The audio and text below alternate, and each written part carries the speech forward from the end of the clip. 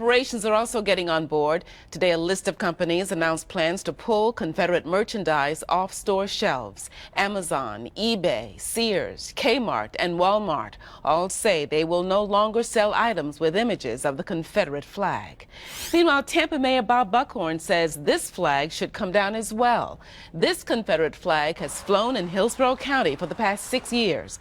And while other flags may be coming down, this one is not. And our political editor Craig Patrick is here now to tell us why. Craig. Well, unlike the flag in South Carolina, this one is not on public land, and the county has not wanted to ban or regulate flags on private property. So this leaves a huge display that Tampa's mayor just called a symbol of treason.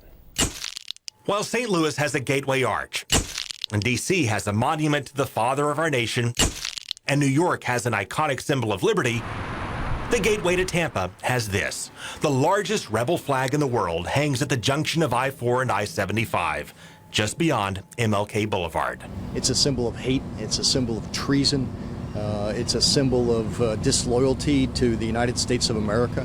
Tampa Mayor Bob Buckhorn wants it gone, but this flag is not going anywhere. It's part of a Confederate memorial on private property that complies with county codes, and the owner told us he won't give in to critics when he built it.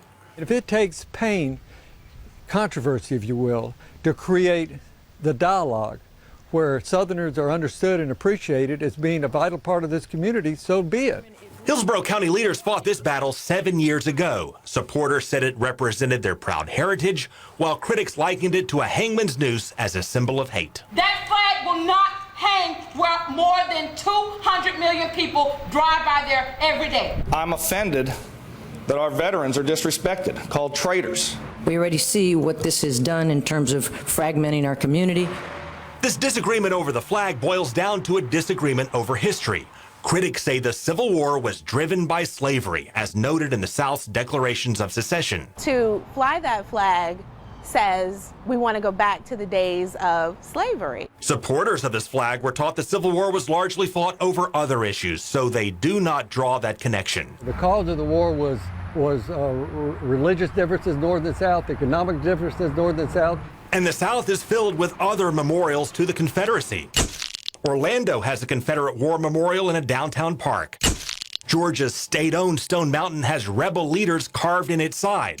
Tennessee has Nathan Bedford Forest Park, named after the first Grand Wizard of the Ku Klux Klan. Jacksonville named a public high school after him, until protesters drove a name change a couple of years ago. And there's a place for the flag, but it's in a museum.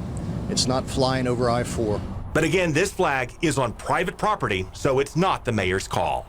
And Hillsborough County officials approved this monument and flag plan 10 years ago without asking which flag would be flown there. And again, the Confederate flag has been flying on that spot for the past 6 years. Meanwhile, in state government, former Governor Jeb Bush removed a Confederate emblem from the state capitol grounds. He did that back in 2001.